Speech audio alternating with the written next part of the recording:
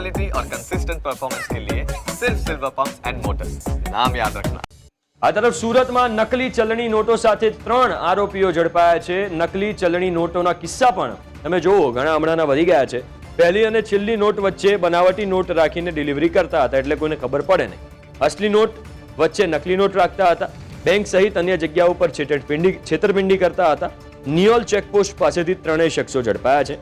મુંબઈથી બનાવટી નોટો સુરતમાં ડિલિવરી કરવા લાવ્યા। સારોલી પોલીસે દત્તાત્રેય રોકડે, ગુલશન ગુગલે અને રાહુલ વિશ્વકર્મા નામના શખ્સોની ધરપકડ કરી છે। ત્રણેય આરોપીને ડિલિવરી કરવા માટે 10,000 અપાયા હતા।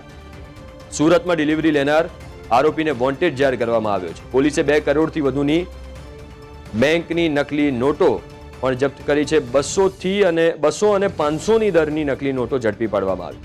આરોપીઓ પાસેથી 2.5 કરોડની નકલી નોટો કબજે કરાઈ છે। મુંબઈથી ડુપ્લિકેટ નોટ કોણે મોકલી તે અંગે તપાસ ચાલુ છે। પોતે સુરત શહેરમાં માર્કેટ વિસ્તારમાં તેમજ બેંકોની આસપાસ જ્યાં ભીડ થતી હોય એ દરમિયાન લોકોને છેતરી અને અન્ય નોટોના બદલામાં આ નોટોના બંડલ આપવા માટે પોતે પ્લાન કરી અને સુરતમાં આવેલ હતા એવું તપાસ દરમિયાન જણાવેલ છે અને ત્રણેય આરોપીઓની હાલ ઊંડાણપૂર્વક પૂછપરછ ચાલુ છે।